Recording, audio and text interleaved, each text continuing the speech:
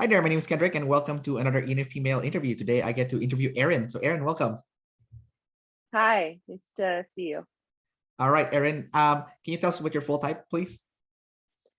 Yes, I am an ENTJ jumper, masculine, feminine, TESE, play, consume, sleep, blast. All right, and then when you got your results back, what did you think and how did you feel? It was fascinating to me because I had initially kind of typed myself upside down, as they do say you will. So I had seen the FI and the SE, which happened to be my activated functions. So I had seen those with the consume, and they're both the masculine functions too. So I had seen both of those very strongly, but I didn't see the TE and I did not see the play top. So after going back and kind of watching my own footage and examining what I was doing constantly, I did realize that I was pretty much it was like the TE story. And then I could tell that there were like shots or sprinkles of that FI in that story. So I'm seeing, of course, from my view, the FI, the subjective view, and then what I'm doing all day long is the TE play. So that's kind of the realization I came to, which was kind of a good thing, because it actually gave me a good amount of like, it was sobering, it was peaceful, it was very good to know. So, before the typing, you thought you were like an ISFP or INFP or something? Yeah, I did. I thought it was an IP. I definitely could see the single deciding, double observing component. So I was sure I wasn't a single observer, but I thought I was far more FI, or a top FI user instead of the TE. How did you get into the personality stuff, especially OPS? Oh, it's a long story. So one of my friends actually asked me to do a Myers-Briggs course with her so we could start a business doing stuff like that. And then I fell into the OPS world because of course I had to look further and I had to consume all of the information I could about the subjects that were available. And I didn't feel like Myers-Briggs really cut it in the same way that OPS did. And it was the best system that I found for objectively typing people. And so I dove into it head first. And I think it's been like a year or a little more than a year now at this point that I've been involved in it. So I waited quite a long time to do the typing service, but I'm glad I did because it gave me a lot more insight as to what all of the cognitive functions do, what the animals do, and just what the system is about. Right. So before I ask you questions about your functions and animals, I want to ask you about your sexual modality first, the audio kinesthetic, because so for the context for everyone now watching right now, before we started recording this, me and Erin, we both work in the fitness industry, so we're talking about like spin because I teach spin, and Erin said that music can be distracting, and I wanted to ask you, as an audio kinesthetic individual, so obviously the kinesthetic part, that's it makes sense, you're a trainer, Yeah. but the audio part, you said it's distracting. So how is the music distracting as an audio person? I think actually Dave has talked about this before, or Anshan. They were talking about that the animals you have, it can almost be like sensory overload, or the sexual functions you have can almost be like sensory overload, depending what it is. So I find that if there's too many sounds going on in an area, it becomes like I can get hypersensitive to the sounds going on. I don't know if that resonates with you. It's kind of all encompassing when you're in that very loud environment, but it also could be very overstimulating to me. So I get distracted by little sounds that are in this context of louder sounds that are, there's a bunch of different noises going around or on, and especially in my workplace. So yeah, I think that it can be like when you're so aware of it, it can be more distracting, if that makes sense. Yeah, it does. But so I think what you're describing is more SE, which I'll ask you about shortly, because you Mhm. have extrovert sensing. So I think that's what's happening is you're absorbing all this like sensory overload stuff. Because I have SI, right? So I don't really absorb it as like you. But Interesting. but we're both lead play. So when I hear people talking, I get so distracted. I cannot not Mm. hear the tribe um conversing, and like it's hard for me to block it out because of that lead play.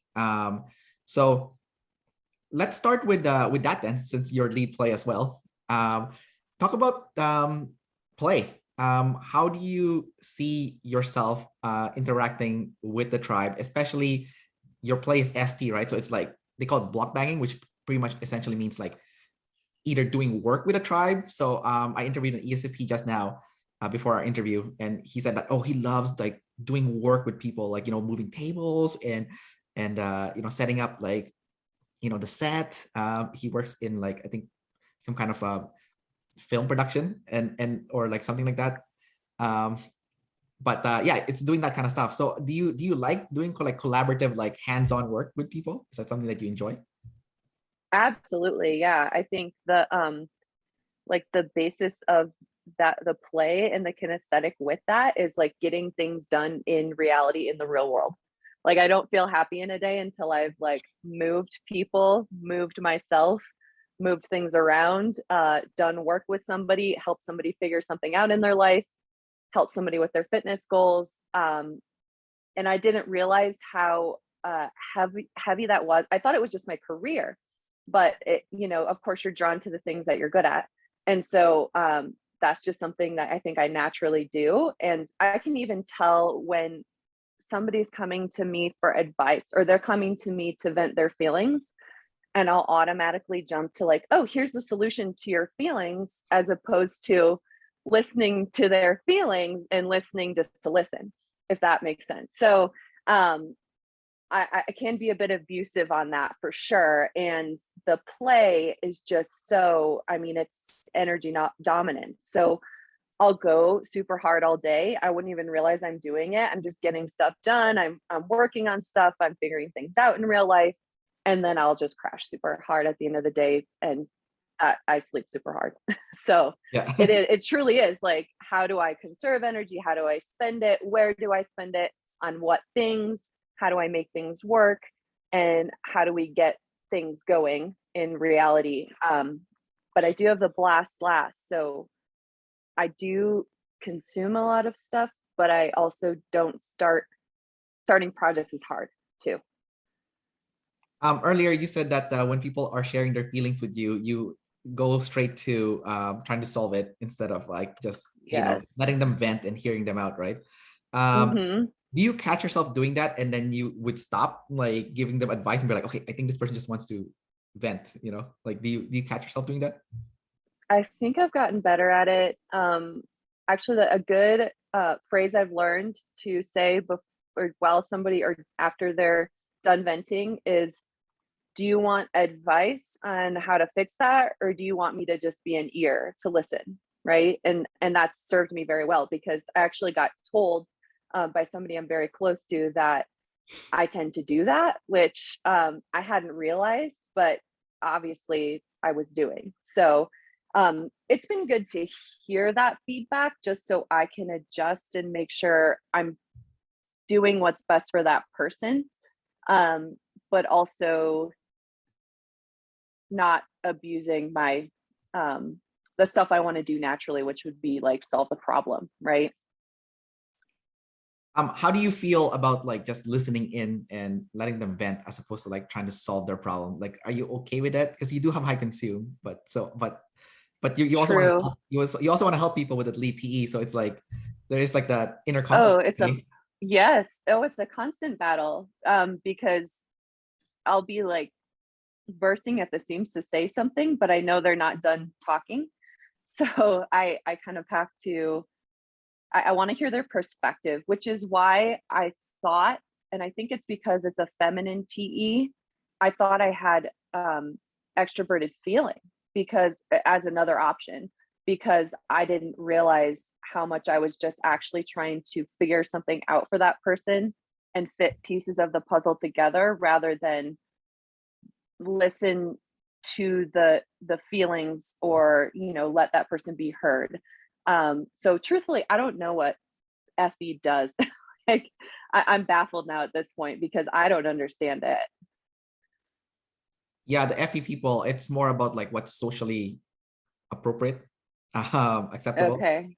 Yeah, because TE people, they're not always appropriate. Like for example, if you're trying to solve someone's problem and they're pouring their hearts out on you to you, then that's not really appropriate, So Right. right. So there's like a subtle difference, but I think if you're lead TE or DE, it's still like it seems very similar. Like there is like, they like to use the word empathy, right? And lead Yeah. seems to have like a natural empathy, even if they're TE. Like you can still feel if someone's hurting. Like Hmm. do you feel that personally? Like if you see someone like in bad negative state, you can like kind of absorb some of their feelings. Oh, so much so. Yeah. And what's interesting though is the way I process it is through my own FI. So if I see that they're hurting, or we're chatting and they're telling me a story, I'll go immediately to something that relates in my life so that I can process through that through the FI. Right. So yeah, it kind of pinged back that way with somebody instead of whatever the FE does. Yeah. Yeah. Well, I mean, like, okay, one good example of difference is like with the FE people, they would cry when they see someone crying, but it's not their tears, they're crying on your behalf. It's kind of weird, But like, Mm, but for like FI people, like if you don't feel like crying, you're not gonna cry, So, because you have your own feelings, right? So especially us, we have right. masculine FI. So yeah. But Hmm. let's go back to your functions. Let's go with extrovert sensing because that's kind of what we started with, especially with the sensory overload. So talk about like, so if you look at the function stack of the ENTJ, it's TENI and then SE. So SE is the third one, right? But in your case, you're jumping over the NI and going straight to the SE, sorry. Um, what is it like living in that SE world, Like, and your SE is also Uh, massive. It's double activated. Um, uh-huh. and it's gathering new facts, or in your case would consume gathering new experience. How are you like with that obsessive gathering? Oh yeah. I mean, I kind of saw that one for sure. And I will consume relentlessly all the things I like, right? All the things the FI likes. Um, so are you asking for examples? Because I can give you those. Sure. So Why don't we I'll talk about that then? Let's talk about okay. your SF consume. It's double masculine, double activated X SF consume. Yeah. So I like to consume everything from it tends to be nonfiction, so more real world stuff, but I love documentaries. I love documentaries about people that do like extreme sports or mountaineering or alpineering.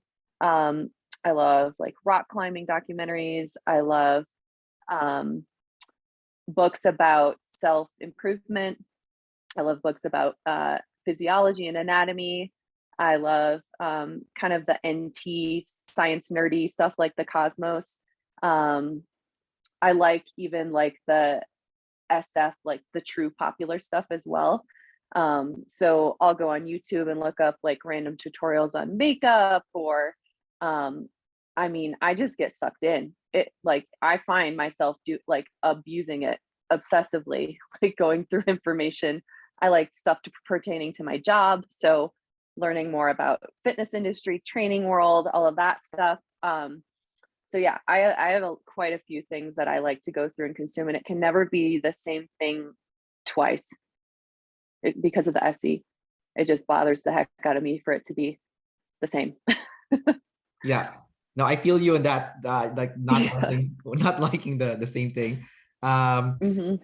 and I also noticed you have such a diverse interest. It's not like just narrowed into one. It's like yeah, you're talking about the cosmos and like all this other stuff. I'm like, wow, that's pretty like that's really diverse.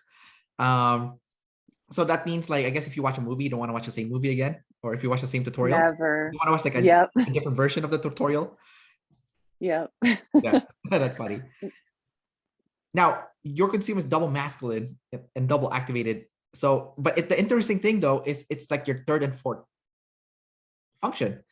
Um, so in the class, when they were typing people, the celebrities that was abusing their third and fourth function, um, they noticed that those celebrities, they were in a state of constant stress. Like they use I don't know if you watch Game of Thrones. Mhm. You know, Arya, you know, the actress, I forgot her name, but I Yeah. know, yeah, Macy Williams, right? Is that her name? But anyways, Mhm. yeah. So they noticed that she was using her like third and fourth function a lot, and she was like always so stressed with that like double activated fourth function. Can you relate with that? Because like your consume is your third and fourth function, your FI is double activated. Do you feel like you're in a constant state of stress as a result of like, you know, touching that fourth and third function constantly? Yeah, I would say I'm a pretty high anxiety person.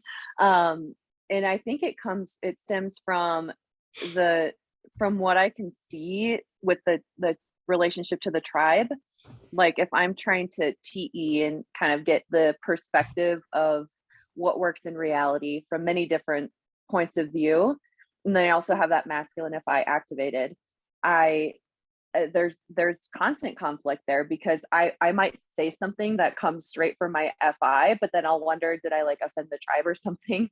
Yeah, Um, and and that's the feminine one. So I'm really worried about making sure it's, everything is okay with that because I definitely don't want to be shovey on people. So oh yeah, like I think there's tons of stress in just living that way constantly. And I just thought everybody had that kind of stress it, like I called it self-awareness, but I guess it's like self-stress, like yeah, just putting way more stress on yourself than you need yeah, to. Um, except for I guess maybe that means there's less big tidal waves all in all, just because I might be having a little more thought about the both of the functions at the top and the bottom consistently, as opposed to doing something all day long and then having when that whatever brings out that lowest function, having it come out full force and um in a bigger demon state, if that makes sense. So yeah, so I do really feel that. And I haven't seen her class in a while, so I'll have to go back and revisit like what she was actually stressed about, because I don't remember if she a decider. yeah. She was an ISFP, but she was like the extroverted one. So her TE Oh, was gotcha. activated. Yeah, and then she was like always nervous constantly because she can see the tribe perspective because it's double activated, but she's still an IP. So it's, you know, it's like a contradiction almost. Mm-hmm. So I do want to ask you about that. It's kind of interesting because like if you look at the different types, like EPs, you know, they have problems with control, right? IJs, they have Yeah. problems with chaos. So that's pretty straightforward. Um, you know, the IPs, they have tribe hate. So that's what's pretty straightforward too.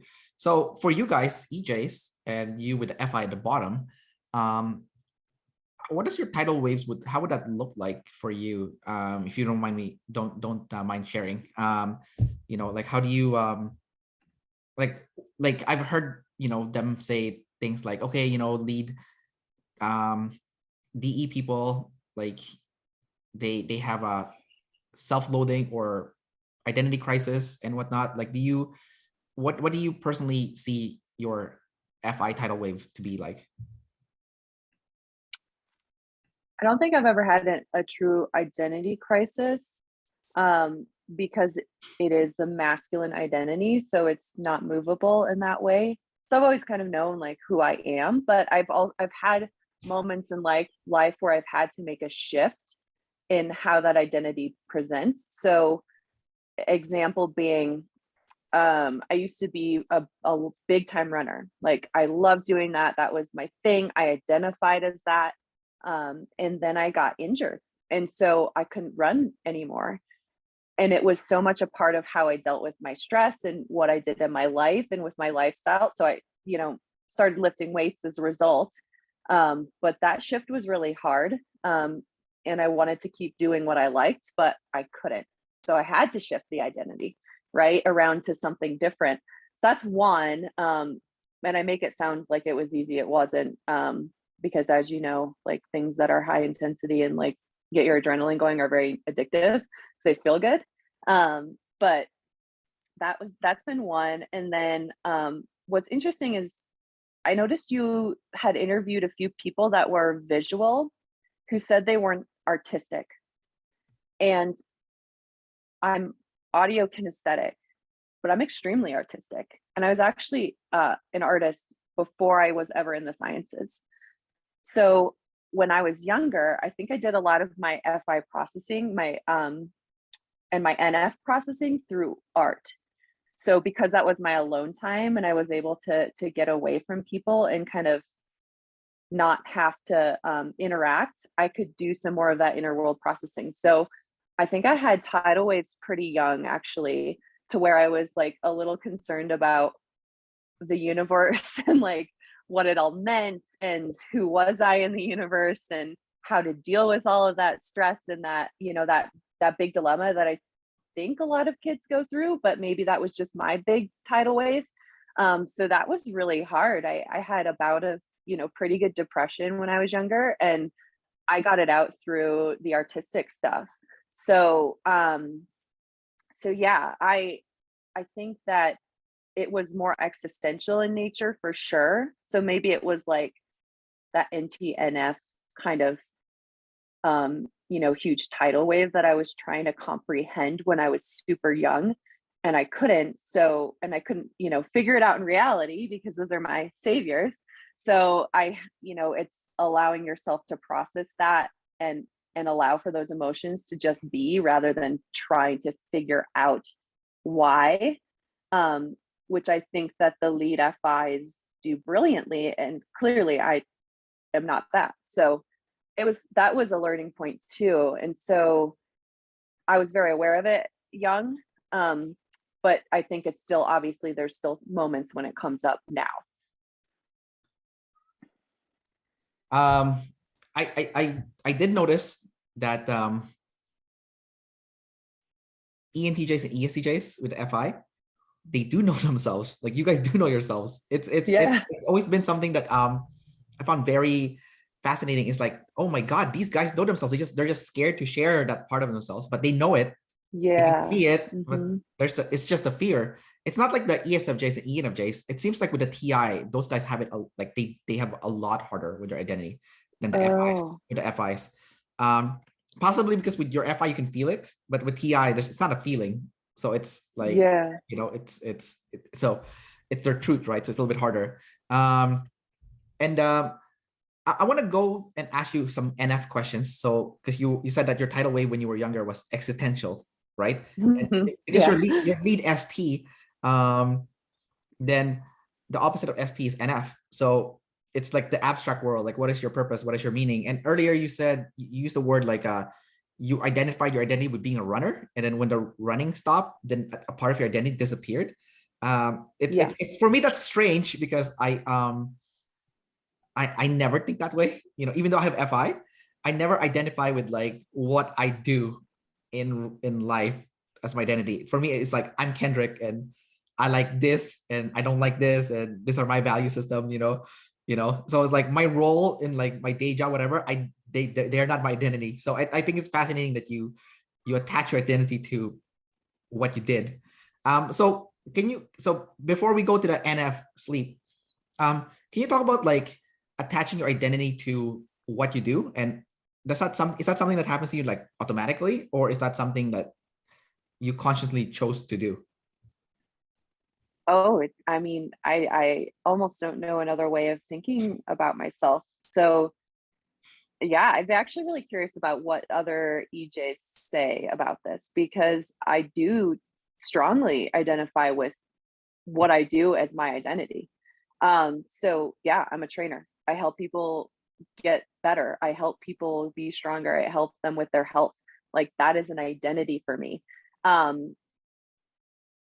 And yes, I'm Erin, but I don't know what that means. Yeah. Like, you're Kendrick, and I obviously know my own value system, but I also think that the feminine NI, maybe because it is so slippery in a way, like it's not as solid as what I guess I would consider masculine NI to be. where it's very projected and it's got like a path, a very, very clear path. The feminine NI is very different to me in what that feels like. So when somebody knows their identity, to me, they know their path. And I don't know if that resonates with you, or maybe it's very different because you're a double decider, and that doesn't hit you as hard. But yeah, I would say my path is not solidified. Like it could be a multitude of things to me. And I would say that does relate to my identity, but I just don't know like exactly where it's headed. So I know I want to help people, and I know I'm that relates to my identity. And I know that like I feel very obligated in a way that is very personal to me to do that for people. But I almost don't know like what I need to do for myself. Does that make sense? So you know what to do for other people, but what to do for Yeah, yourself is the challenge. correct. Yeah. I feel like for you as an ENTJ, it's a little bit different from the observers, because for the observers, Mhm. it's like if they have NI at the bottom, like an ESFP, for example. I noticed with those guys, it's like with the NIFI, it's more like they don't they don't want to plan their path into the future. They want to live in a moment, and they don't want to plan, but they know who they are. They just don't want to plan. And even Yeah. if you call them out on that, they will probably just laugh because they're like, yeah, you're right. Yeah, I can see the plan, but I don't want to do it. Or yeah, I don't even want to plan. I just want to live in the moment, right? With that lead SE. Now you're a little bit different. So even though you do live in the moment, you're not a pure like you're not an observer. You're a decider. So in a way, you're gonna be balanced with that NI and that SE, supposedly, even though your NI is like slippery, as you call it, it's like feminine, right? But I'm just thinking, like I think this is the first time I've heard someone say that their identity is tied to their path, you know. Maybe because the other ENTJ, sorry, that I interviewed, they have masculine NI, so you have feminine NI, so it's a little bit different from those guys. Right. Yeah, and but they have feminine FI, so it's like you know what you like, but you don't know your path, so it's like a little bit different from them. Like they don't know who they are, but they have an idea what their path is. So it's like it's a little bit of a strange combination. True. Yeah. I truly, that feminine I is very, it's elusive in a lot of ways. I can see though how, so I've heard a lot of or single deciders talk about how they go into their head and think about what other people say about them, or like relive scenarios in their heads of how they should have changed something or said something differently in the past.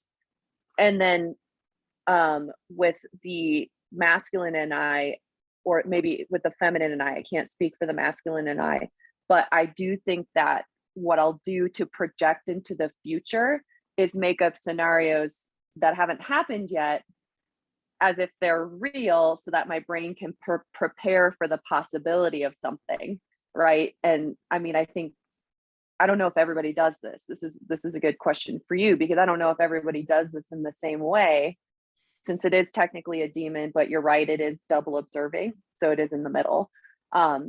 It's kind of like I can do planning. Of course, I will do planning, and I don't mind because I travel. I love doing that. Like you have to plan for those things. So it's not impossible to do, but it's not on the list of priorities. It's not up here. It's way down here.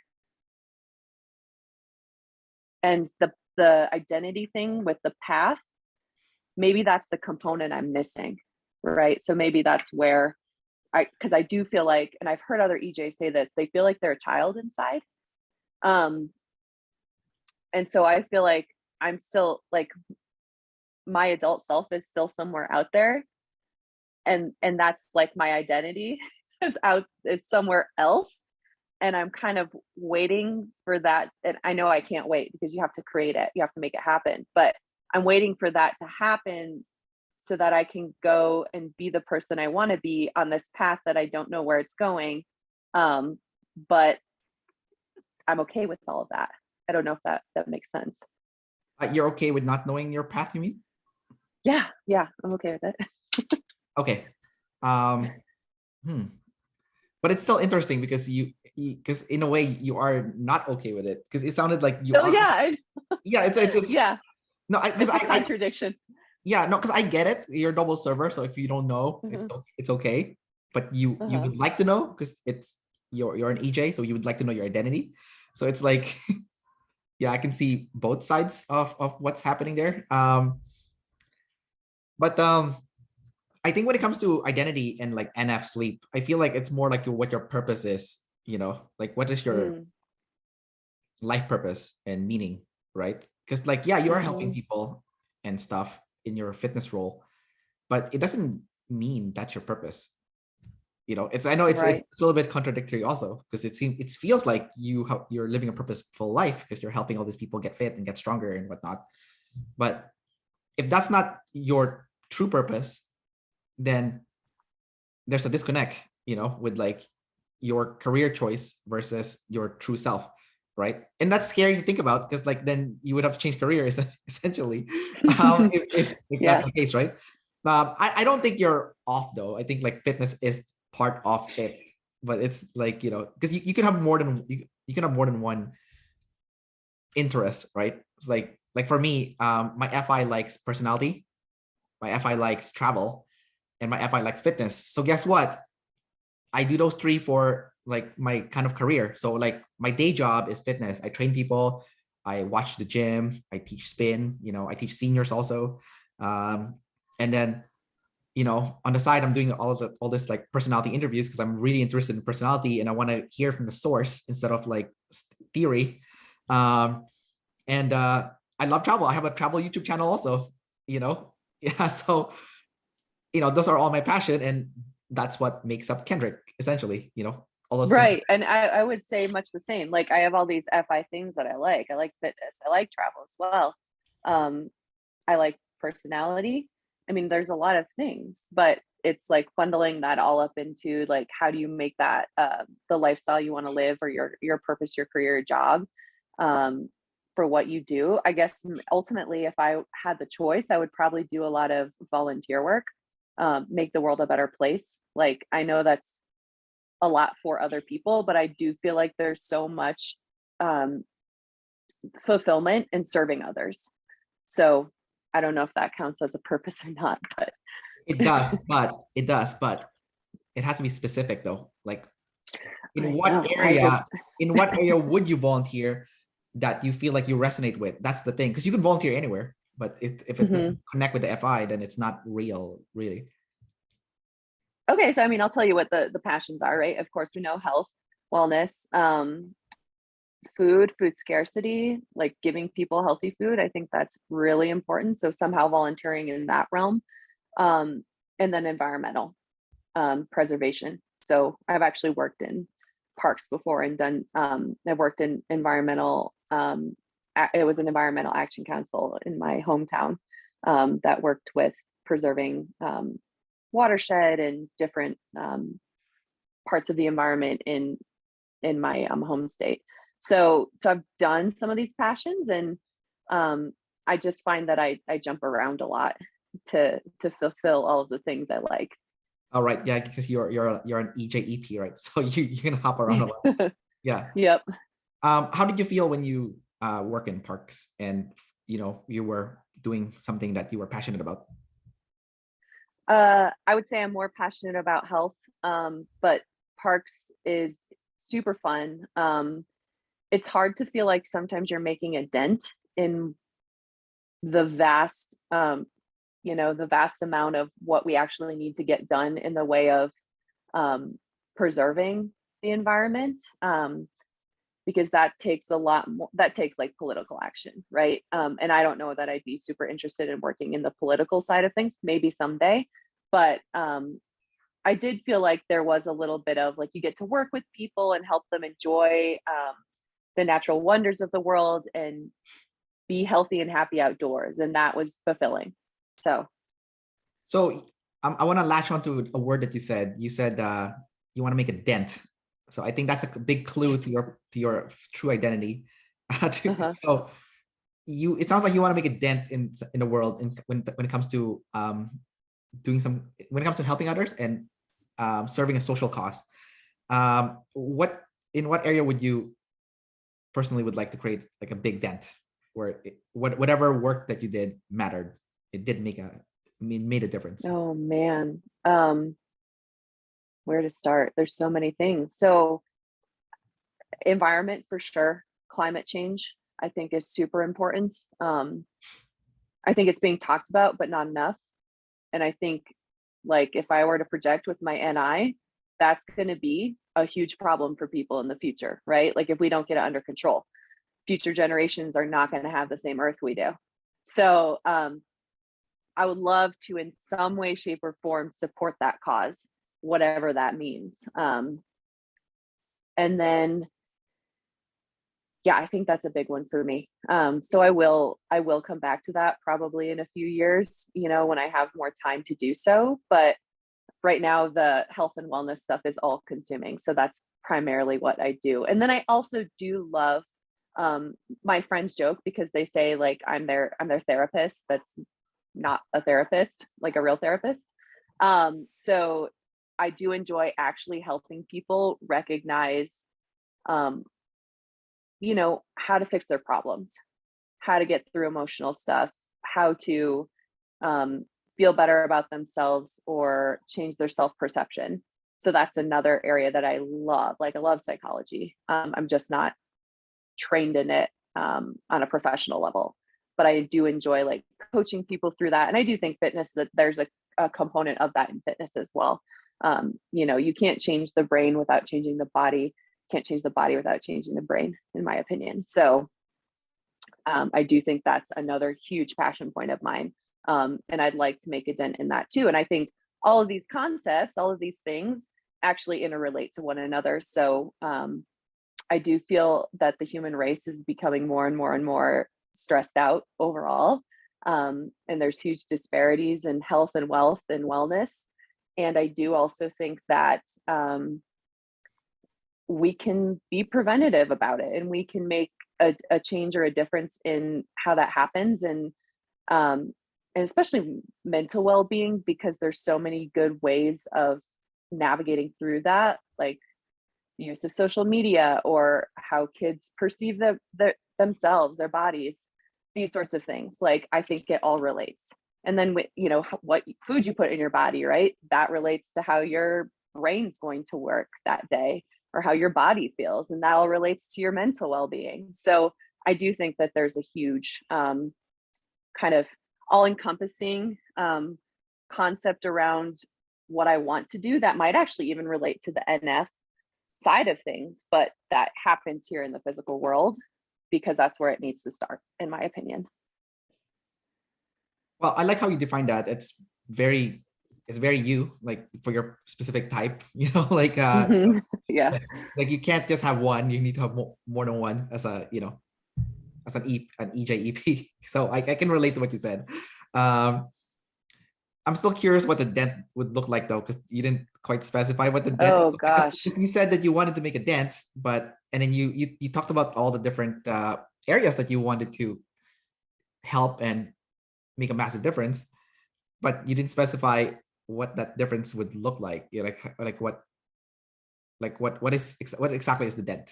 Like, what would happen? So you're asking me to guess. Yeah. No. So no, it's two things. So number one, I'm asking you to guess. Yes, because that's part of your NIFI. But there's also an FI part of it, which is selfish. So you're going to be the cause of that dent. You're going to be the hero of that dent, right? That's FI, right? So you're going to guess how you personally are going to cause that dent. And yes, it sounds kind of like arrogant and self-absorbed, but this is what it is, right? So what is your guess for how you could personally be the one that caused that dent? Okay, so here's a guess. So I could see myself owning or operating a company in which the health component, the nutrition, because I also do nutrition coaching, the physical component, so the training, the mental well-being, the breathing practice, the meditation, and the psychology. So coaching in some way, shape, or form, or pairing people with psychologists was all under one roof. And you gave people the ability to then better than themselves in all of those ways in that one area, in that one arena, in that one business. So that would be a business I would own and operate. If we're talking about the environmental stuff, I think that's just like sheer volunteer work. I don't think I would ever take a career in that arena, but I think it would be awesome to do more like trash pickup or like just basic, simple stuff that I can do to help. Because I don't really know enough about that field to say exactly what I could do with it. But does that help? Was that a good? Yeah, no, it's good. It's good because the environment is Okay. not, it's more like you want to have a contribution, not necessarily be like the leading force, but a contribution. And that's good enough for you. But like in terms of being like the one to make an impact, it sounds like it's more like the health, the wellness area. Yeah, it's just, it would be hard. I feel like it would have to be political in the environmental sector. Yeah. So yeah, and I'm just not the politician. So Yeah. There you go. Like your NI, it was so obvious. It was like it was still in the middle because you weren't like awkward about it. Like, you know, like an ESFP or ESTP would be like, they would get really weird about like projecting the NI. But for you, it's like, oh, you want me to guess? Okay, here you go. You know, it's like, you know, like, okay, you know, you are still comfortable using it if you need to use it.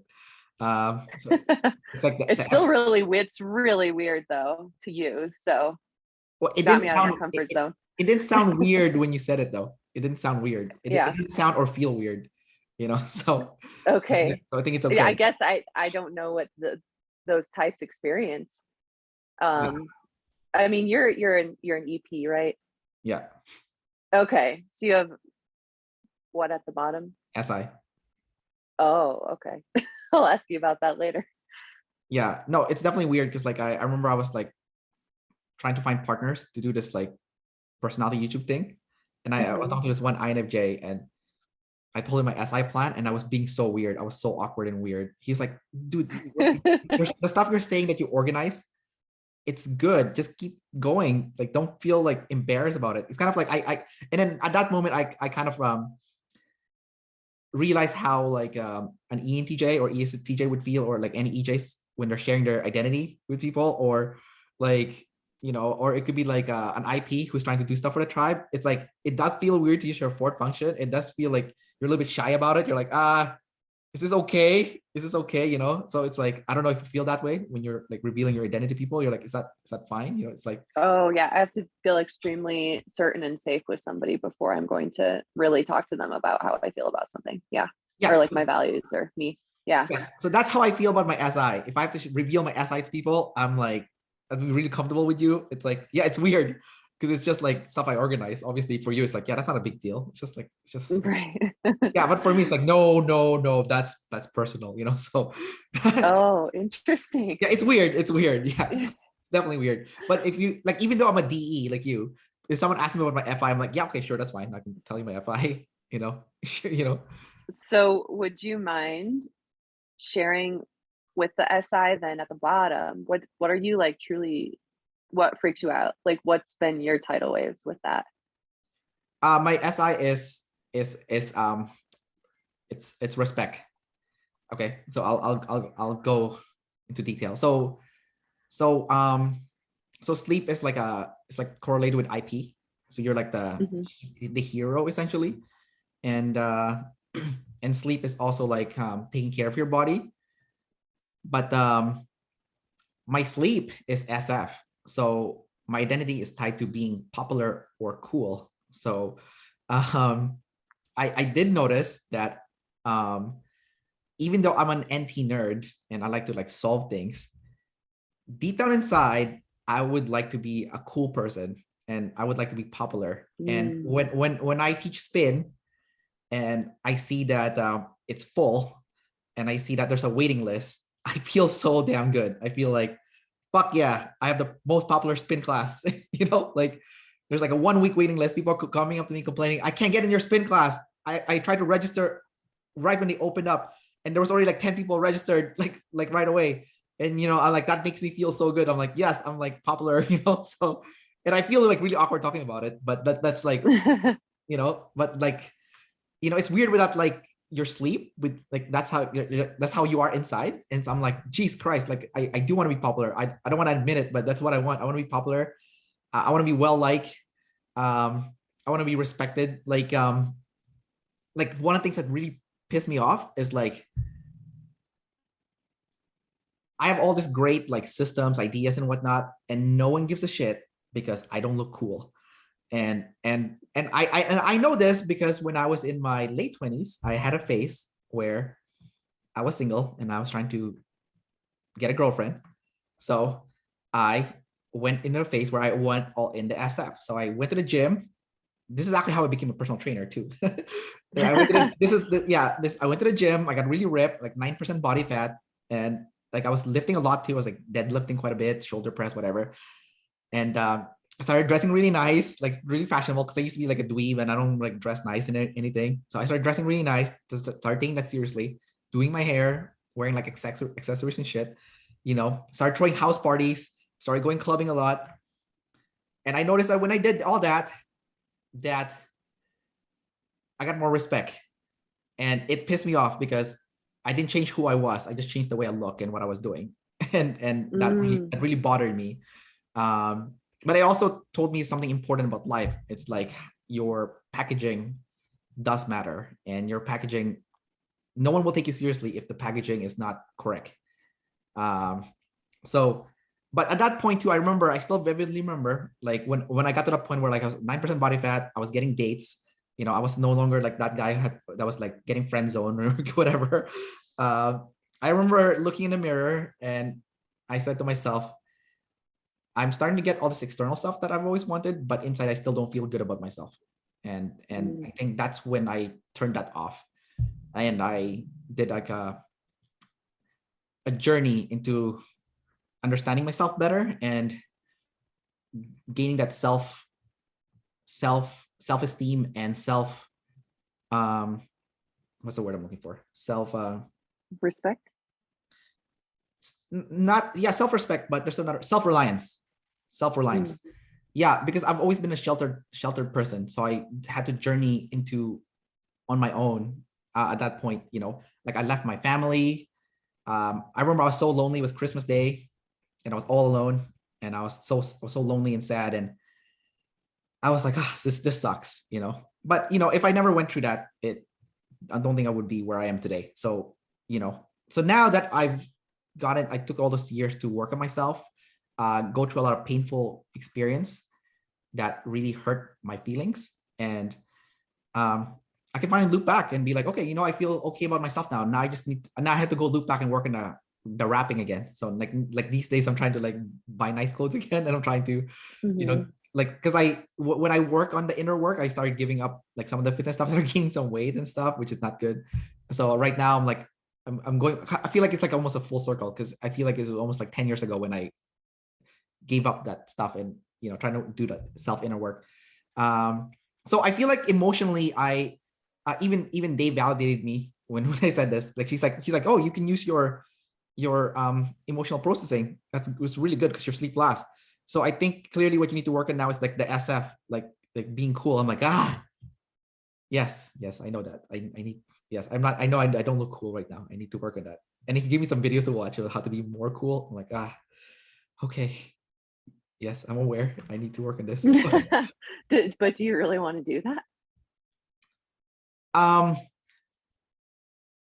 Yes and no. So I do like looking stylish, and I don't like the fact that I gained weight compared to like what I was. So I do want to get to that point, but I don't need to go back to 9% body fat. I don't need to be like that ripped.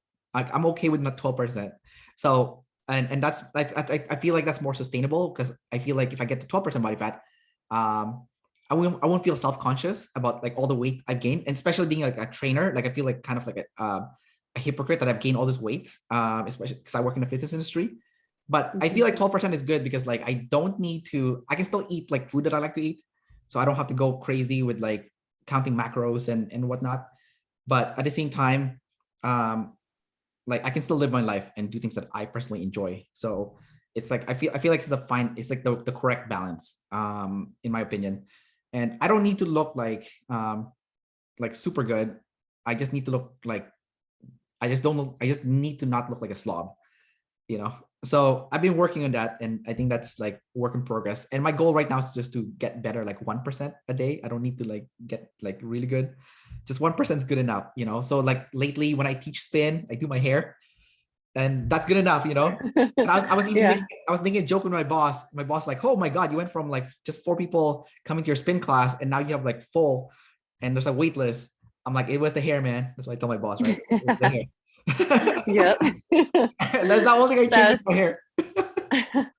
that's such a good story about it though, because I think a lot of people can resonate with that one. Yeah, yeah, thanks. Thanks. Yeah, but yeah, I'm definitely insecure about the SI. I like even with like money too and stuff, you know. So I'm like, okay, I need to work on it. But I remember Shan telling me, he's like, Kendrick, if you want respect and you want people to love you, you gotta show people that fourth animal, that SF sleep. You gotta reveal it. And what's gonna happen, she said to me, is you're gonna get rejected, you're gonna feel like shit, but there's also people that's gonna love you. And you need, and that's the only way to really understand, like, you know, who's gonna really like you and who's not gonna like you, and you need to be okay with that. Like you need to be okay with not being liked and being hated for being you, you know. And I'm like, yes, you're right, you're right. I need to. Is sleep your very last animal? I'm sleep class, yeah. I'm Yeah, sleep. okay. Yeah, Okay.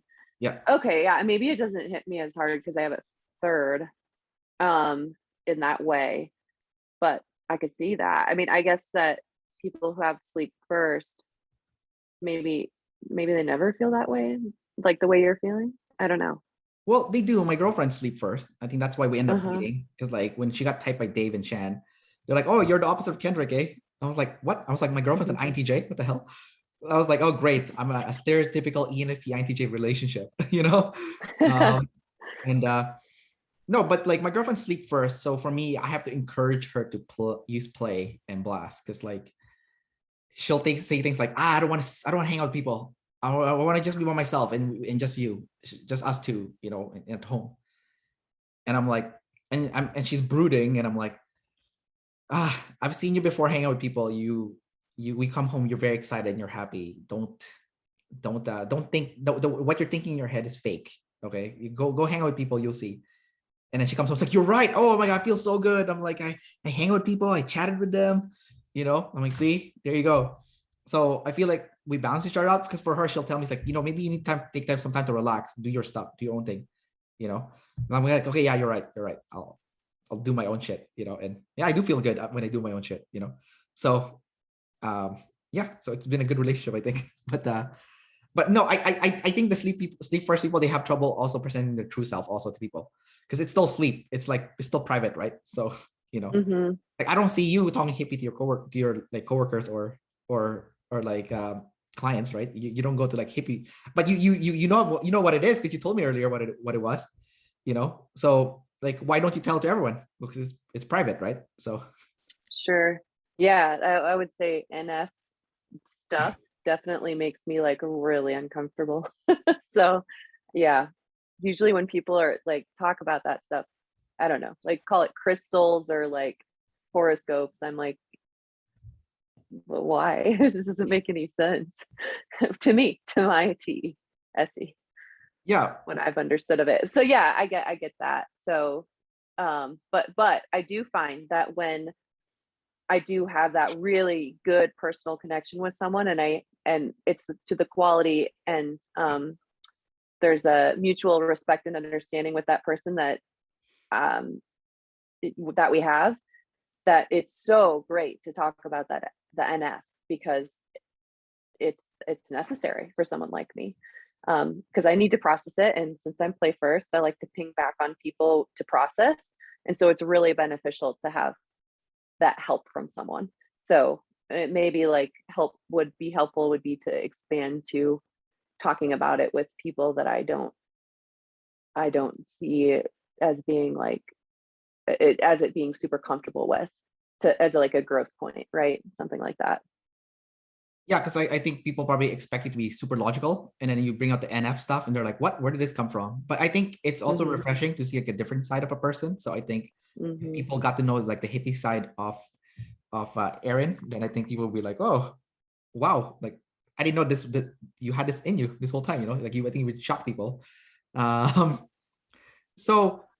I'm curious though. So your blast last, it's NT, but it's your first two functions, and typically people are not as nervous using their higher function than lower function. So when you have to blast, do you feel like awkward doing it, or do you feel okay doing it once you get started? And is it still difficult for you?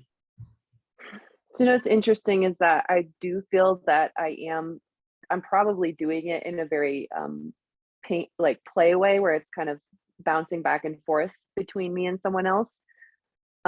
Because rarely do I just go on a diatribe about whatever to whoever, in order to teach them something. But in the line of work I'm in, you actually do have to do that quite often, right? You have to teach someone about nutrition, or you have to tell them about periodization in a program. So I do find that I have to use that function more often than maybe I would if I were in a different career.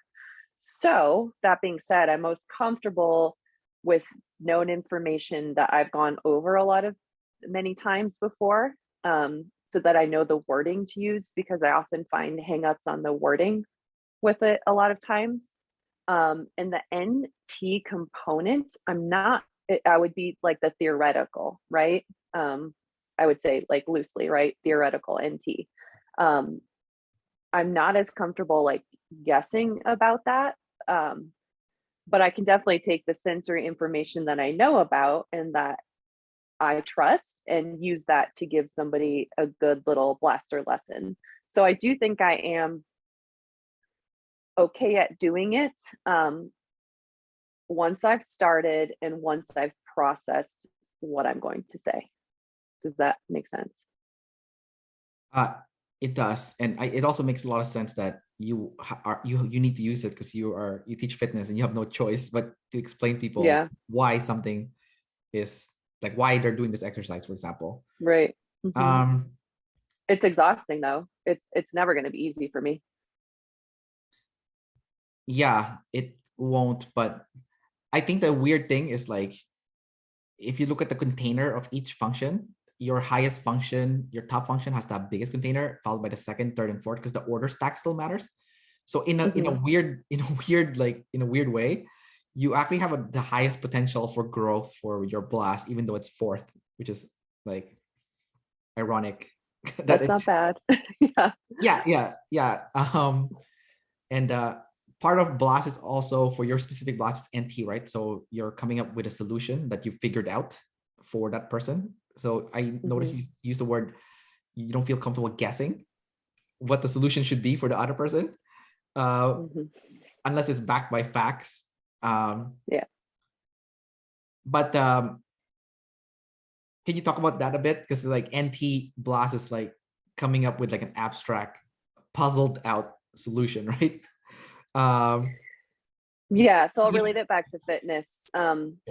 Because every person is different, all the injuries, all the metabolic stuff, there's a basic blueprint to what you would follow for any given person to help them reach a goal that they might have. And there's a lot of really bad information out on the internet about health and wellness, right? As we all know.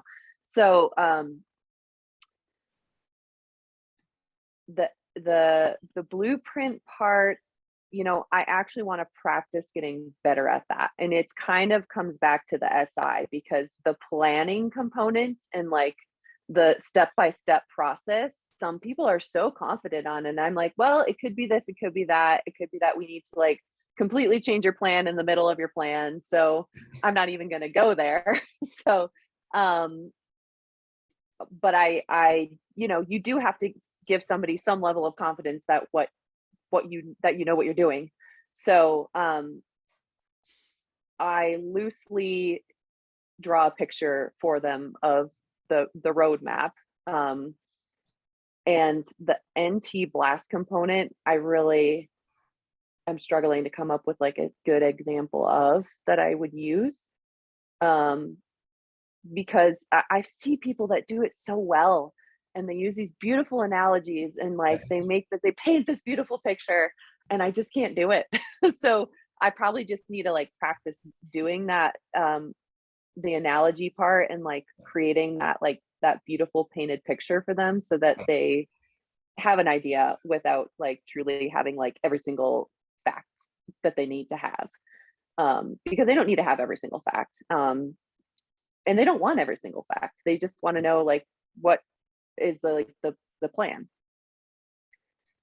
I feel like if you combine NF and NT, you can really create something like nice. Like for example, like if you're talking to a client, then you were saying about like analogies and painting a picture, right? So you can instead of like telling them, well, for you to lose weight, you need to cut back 500 calories per day, and in a week that's 3,500 calories, which is 1 pound or whatever, right? Like instead of like going through like all the details and the numbers and whatnot, I feel like this is what your journey was gonna look like. At first it's gonna suck, you're gonna hate it, you're not gonna see anything, like and that's okay, and then you kind of go through like what the process would look like, and then it's like by this year this is gonna look like this, and by this year it's gonna look like this, and then you can use some NT concepts, because and NI's concepts, right? So you can like derive it from like stuff that you've gathered, and then be like based on this concept taught by this person, it have I don't know this right. I know. And yeah, it's so funny that you say that, because I will say kind of similar stuff like, here's all the like here's the steps you can take, but it's scattered because it's SE, so it's kind of like, here's this bit of information there, and here's another bit, and like these are all truths about weight loss and fitness, or whatever the topic is. But I'm doing they don't necessarily care about like, not everybody does care about that information. Most of them care about like the more of the abstract, like the story and the NT and the NF, right? So exactly. I think you're right. So that is a struggle. Yeah, and I think earlier you were saying too, like you're like, I don't feel super confident about like teaching people like the system and the stuff, and like you can see people doing it, and they're like, how the hell are they doing this, And like when you were saying that, I was like, I feel like I'm one of those like overconfident people when it comes to this, because like I feel like my system for when I do personal training, I feel like it's so foolproof that I give everyone the same system, because part of like Blast is like teaching people known information. It's gonna be the same shit over and over again.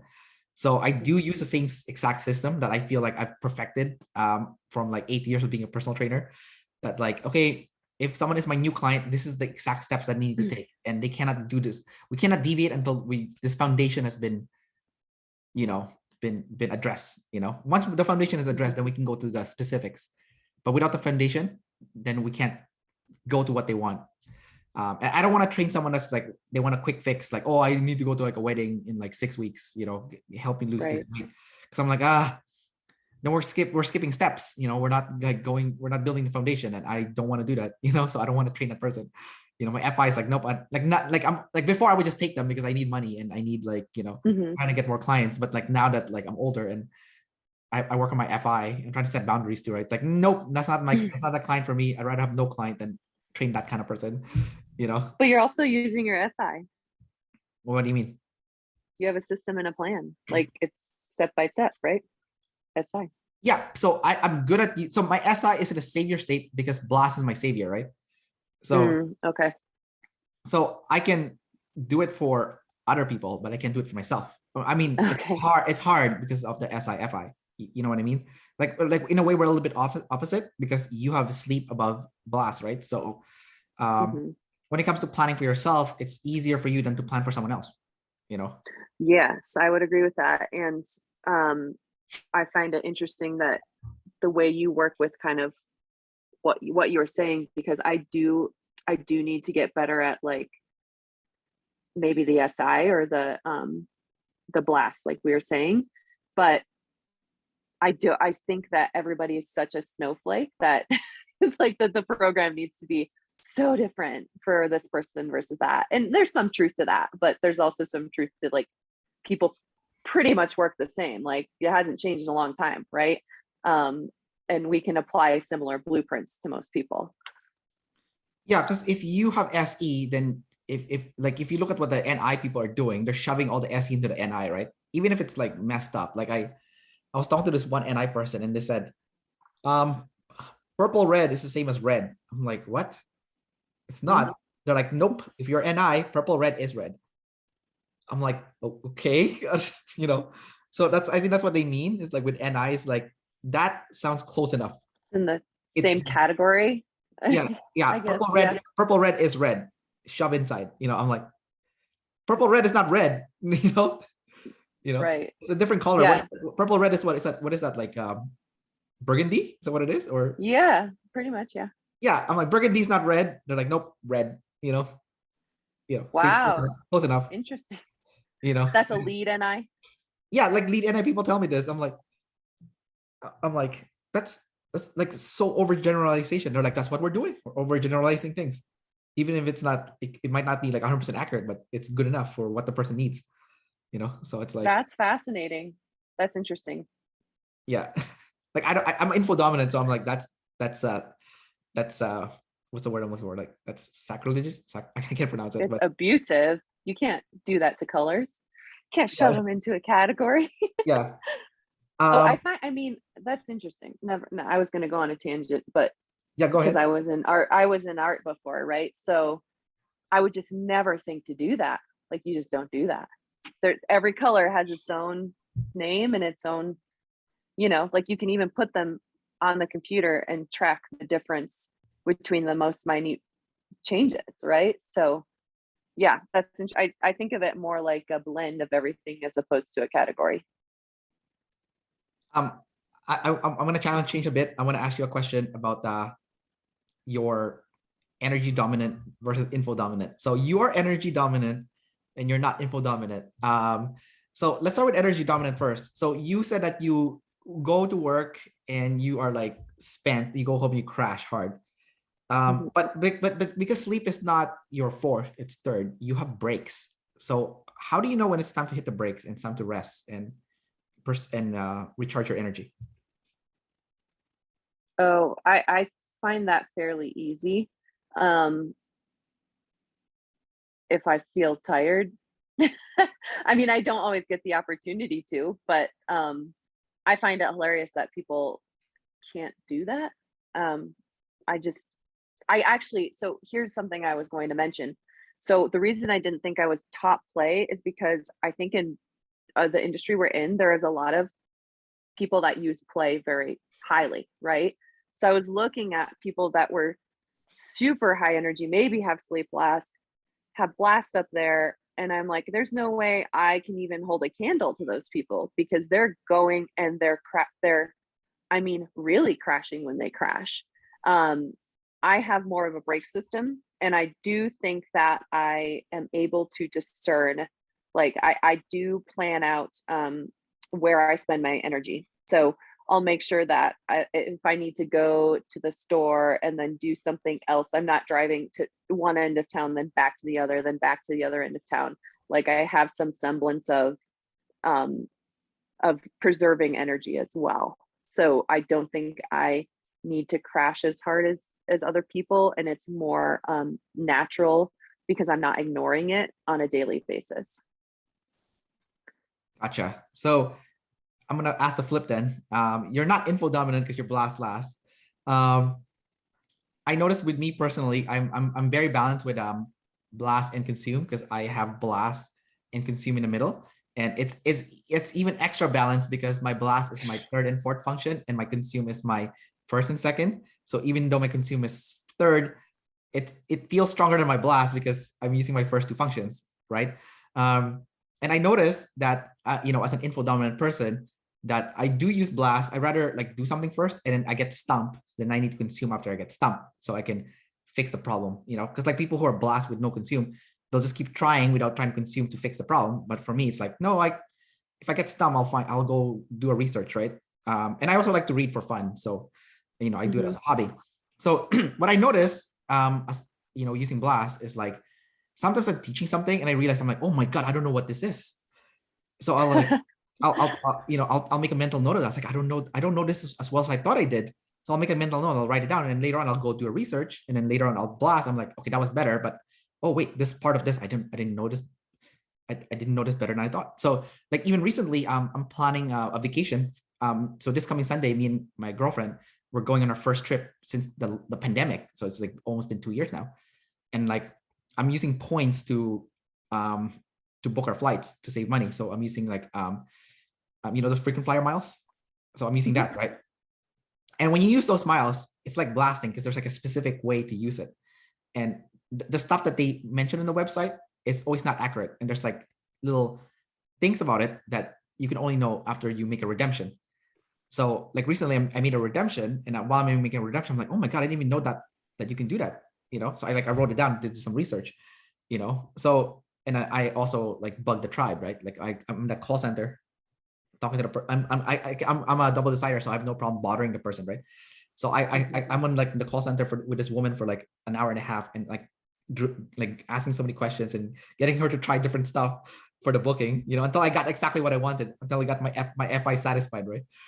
um, but the feminine T is still there. I'm just like really polite and friendly. He's like, oh, thank you so much for your help. I really appreciate it, but so because you have like blast last, and like I guess you're not going to be more likely to teach something you're not 100% confident in yet. And the thing is, like in life, you're never going to be 100% confident, and until you teach, you don't know what you're missing, like missing as in like missing information. Has that ever Have you ever gotten caught as a result of that? Like you thought you knew everything because you consume so much, and finally you can finally blast, and turns out, oh shit, there was something I didn't know because I didn't rehearse, or I didn't teach first. I don't know. Oh, I feel like that happens all the time.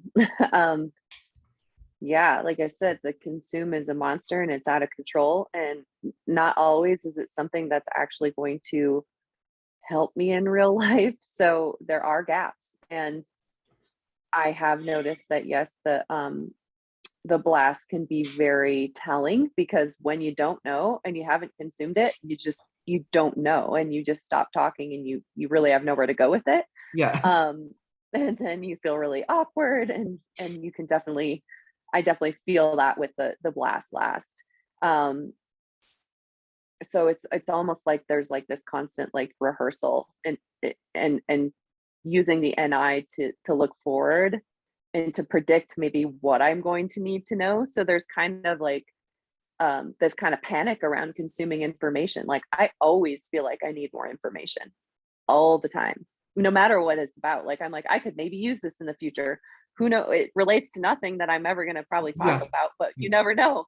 Right. So so that I can tell, like it's almost like panicked, like I just have to do it, so that I don't miss anything, especially like sensory information. But like there definitely are gaps. And I think when I first started training, I felt so uncomfortable trying to get people to work with me, and I felt like almost wrong for asking somebody to pay for my services, because I thought I wasn't the expert and I didn't know everything, and therefore I couldn't help someone. Yeah, I don't know if that answers the question. That's so interesting that's where your insecurity lied, because for me it was a little bit different.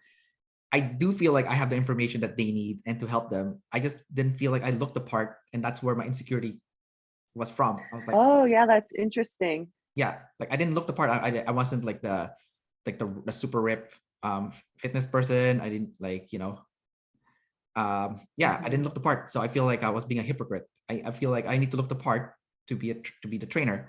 But knowledge wise, yeah, I knew the information probably better than most of my coworkers. So because I'm lead NT, right? So I figured it out. Plus some STs savior also. So I have the facts, Right. So it's kind of interesting, the difference between our personality. But have you ever gotten called out when you were teaching something and you were missing something? And Oh, if that ever happens, first of all, I'm very apologetic and I say I will look up the information for you because you deserve to know, yeah, especially if I'm the one teaching it. I feel obligated to go do the consume so that that person understands what I'm trying to say. yeah, Um, yeah, I do. It's so funny that you say that about yourself, about the blast being top, because I'll notice people, and it's not always someone like yourself that actually does know a lot of the information, but maybe somebody who's like super guessing about everything and they don't know. And that's so triggering to me. I'm like, no, you need to know all of the information. Like, you need to respect it. It needs to be correct. And I think that's the masculine sensory a little bit too. yes. And I just like, it drives me insane when people are like inaccurately say something, remember something, recall an event, and embellish the event. That like drives me insane. And blast when they actually shouldn't be blasting. But that's because it triggers me. I don't know. Like people teaching people the wrong stuff. Like, Or like just like overconfidence about stuff that like you have, like you have no right to be overconfident about. Does that make sense? Or like, yeah, teaching like somebody who you see somebody doing something in the gym and you're like, whoa, like where'd that come from? Like, that's not right. Like, you're gonna hurt that person. Or you hear some bad advice, nutrition advice or something like that. yeah, it's interesting with like the lead blast and like consume last. Before OPS, I always thought they knew what they were talking about because they sounded so confident when they were saying stuff. Mm-hmm. But then now when I learned OPS, I'm like, wait a minute, those people don't know what they're talking about. They're making shit up. Mm-hmm. And if I'm pretty sure if I prod, they won't have anything to back up what they're saying. And because I'm a double decider, I like to, and I'm also chaotic. I'm an EP, so I like to cause a little bit of some chaos and some problems. Like I started going up to those Yeah. people. Like now that I'm like, now I know what OPS is. So I'm like, I don't think you're right. I think you made it up. Tell me what reference you used to get that information that you're saying. And I see them like I know. I'm like, where can you cite your information? And then they can't, right? Yep. And Yeah. the only thing, the only comeback is like, I know what it is. Yeah, so tell me the reference. I'll research it. Because I don't think you know what you're talking about. Like I'm not scared of the tribe, right? So I'm like, Yep. and, I'm like, how do people get fooled by people like that? Like, I think people are BSing all the time until they show me that they know what they're talking about. yeah, Or like, I know that, whatever the information they're saying is correct.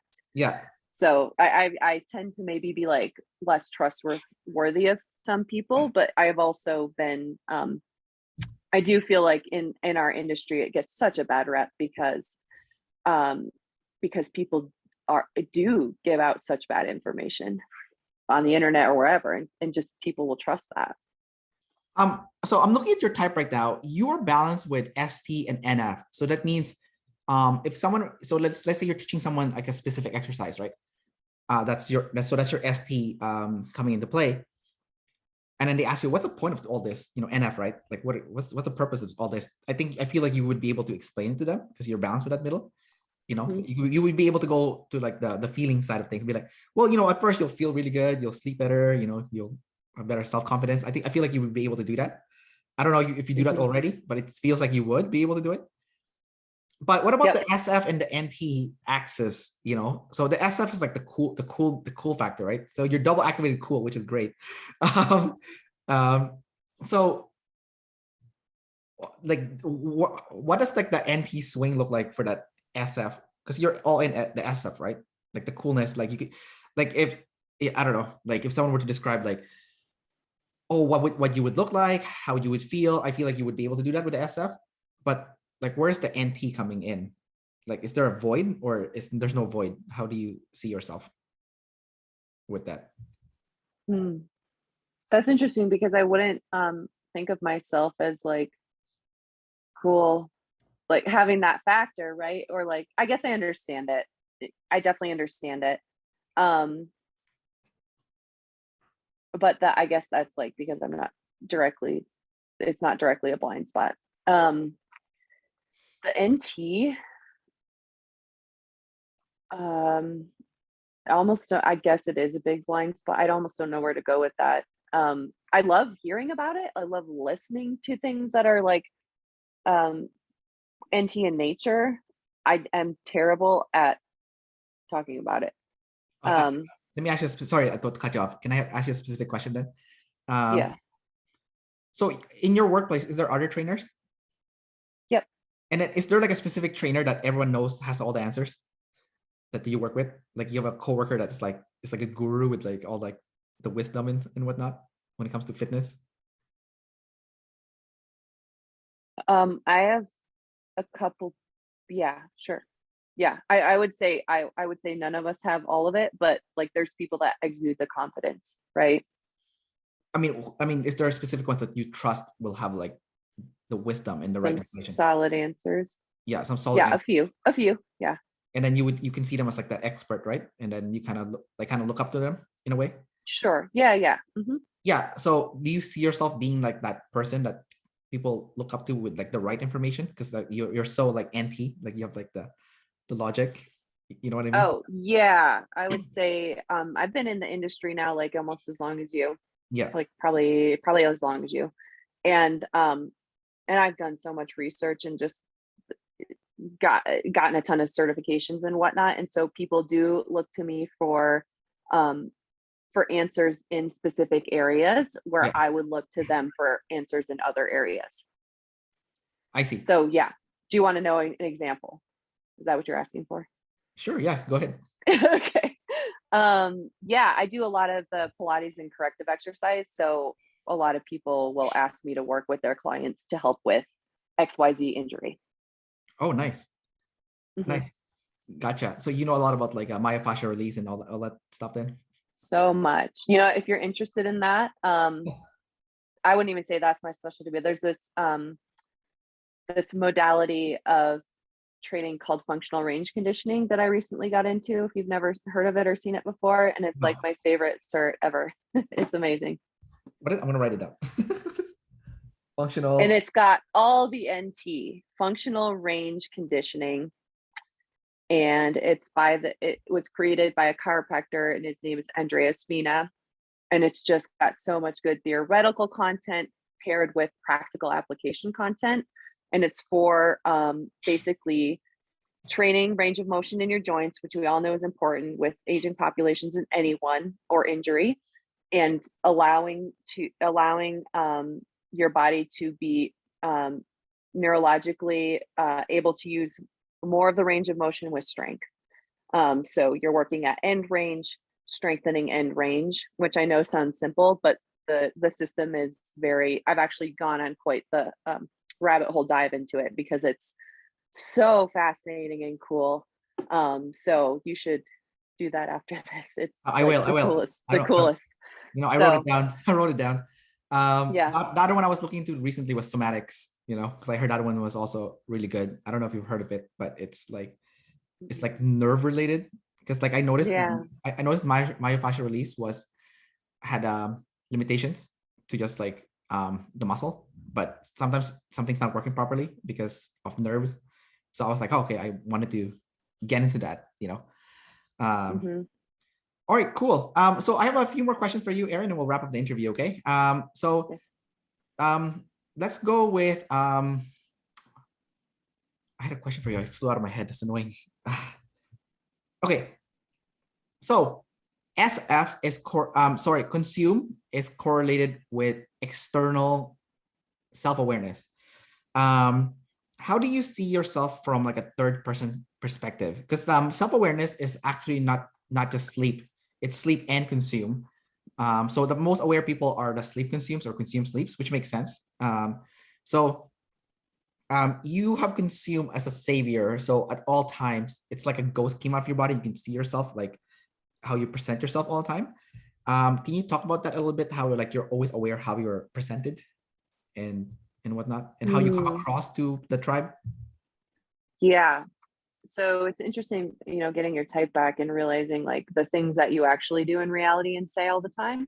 So I've had both people point this out to me, and I also see and feel this, that I'm very outgoing. I make people feel very comfortable. I'm always bubbly and smiling and happy to be working with someone, even if I like mentally know that it's draining me, or whatever, or it's frustrating me. And that's the persona that I put forward, and then I physically present myself well as well, because of the SF and like the being in the training world, like you said, like there is judgment on how you look, right? And you should look professional and put together and fit and all this stuff. So I guess I would see myself as that. Okay, that makes perfect sense. And then self-awareness from within, it's a demon, but it's not fourth. How do you see your self-awareness from within? Like how you feel, feeling what you feel, not trying to reason what you feel, but feeling what you feel. I definitely feel what I feel.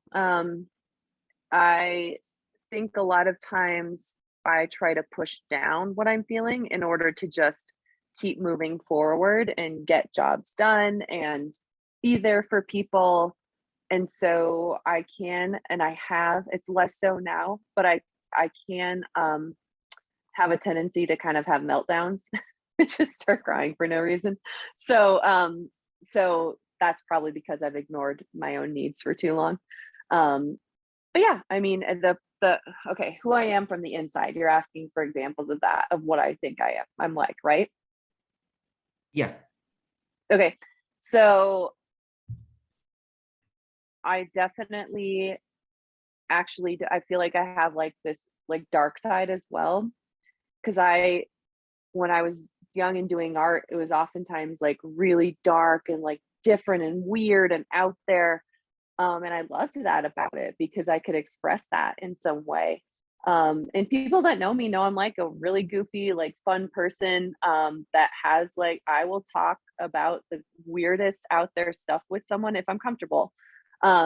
So I love philosophy as well. So I would say like that is very near and dear to like what I feel like I am like on the inside all the time. And I don't feel like those two personas meet in reality a lot. But when they do, then you're getting like the real me.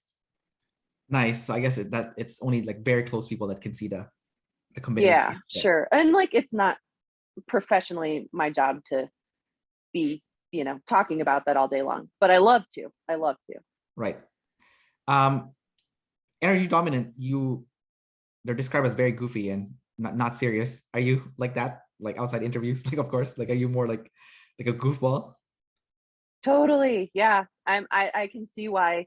It's so funny because on my typing video, I thought I was such a mope, and I think it's just the blast that makes it feel that way. But at work, I'm so fun. I just want to play and like make people laugh and have a good time and goof around. And yeah, I'm goofy for sure. Yeah. And it also makes sense because you are an introvert. You have consumed and sleep in your first year, right? So you are introverted. Okay. And then I think I've asked you all the questions already. So I think the last one maybe is, do you have any questions for me before we wrap up the interview? I think I asked the one the main one. But I would like to know more about how you perceive your own top function, which is extroverted intuition, right? Oh, the NE? Yeah. Okay. What about the NE? Like how does that present in your, like, what does your brain do? I don't understand it. It's hard to describe because it's feminine. I do it all the time though. So like I get a lot of like ideas and insights, and I can brainstorm really well, like really out there ideas, like outside the box. And I can connect things that doesn't seem like they are connected, but they are actually connected. Because it's feminine, like I'll have like a really awesome, insightful idea, but if I don't write it down right away, it's going to fly away. So like the worst time is when I'm showering and I have like a massive epiphany. I'm like, oh shit, remember it, and I come out, I got the pen, it's gone. I'm like, Oh, do you have like do you dream about stuff like that?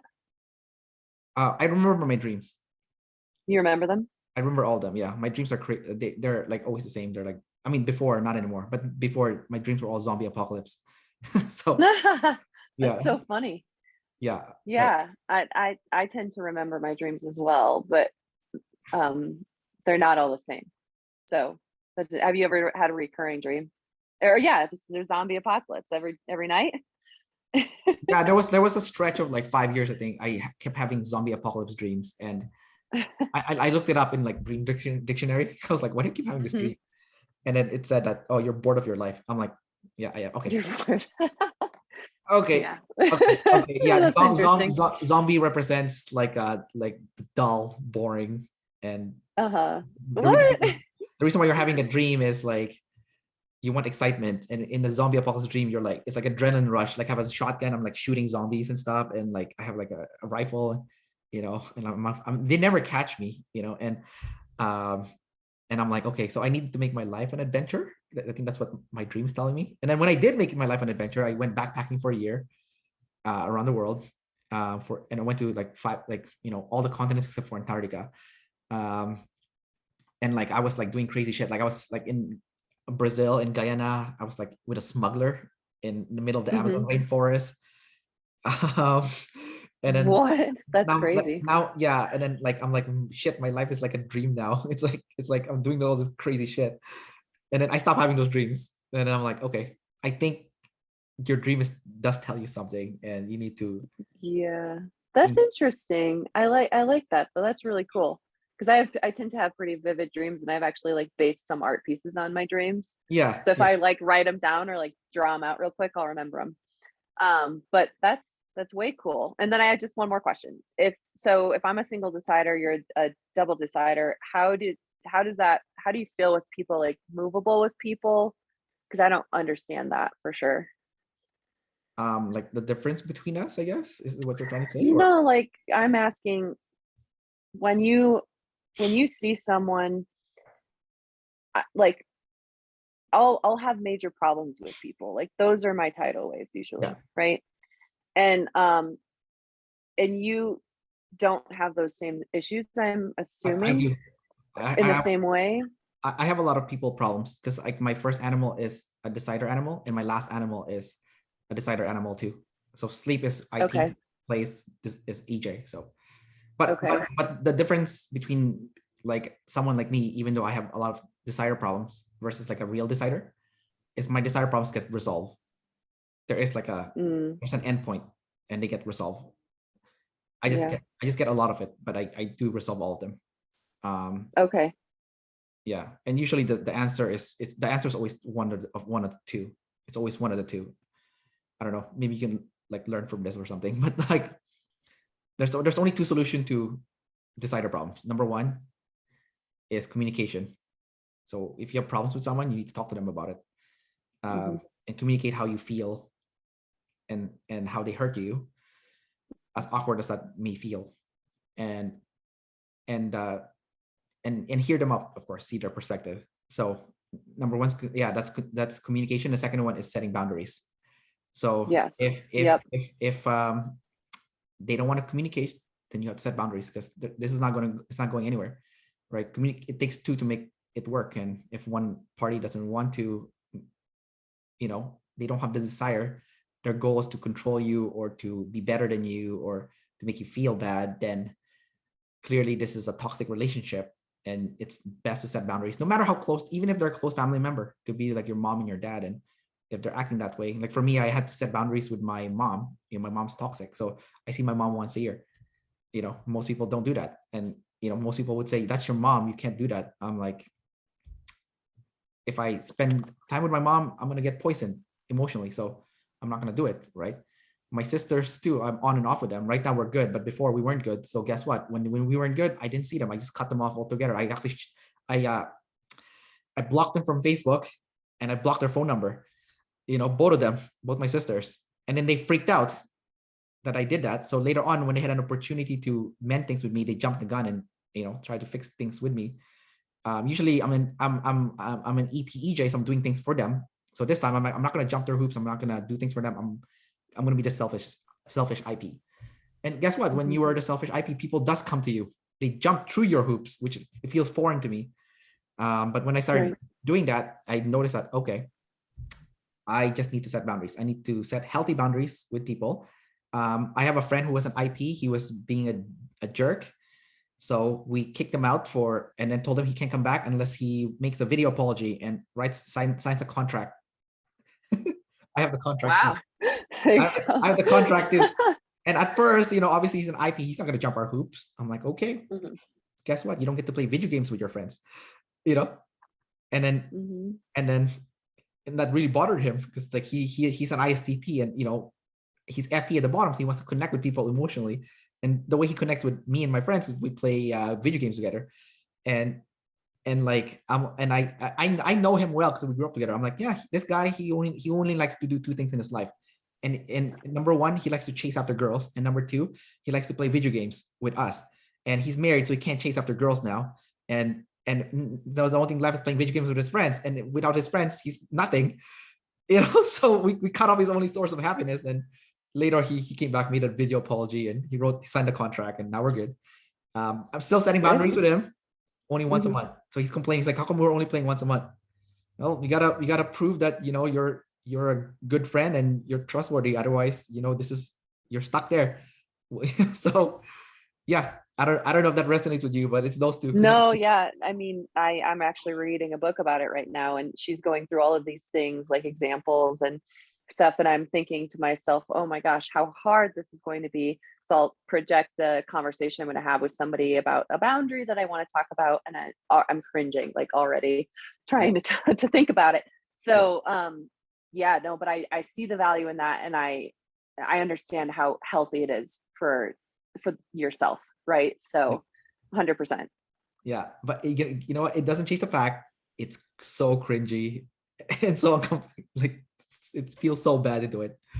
I have like nightmares. Like even though I'm not a decider, I can't sleep when I know tomorrow I'm gonna have this like talk with this person. Yeah. No, I understand that. Yeah. Yeah. Truly. Yeah. All right, Erin. Thanks for doing this interview and sharing more about yourself. I really appreciate that you were candid and you did share that FI of yours. Much appreciated. So keep doing what you're doing, and yeah, see where that goes. Yeah. Thanks for the interview, Kendrick. All right. Take care. Bye. You too.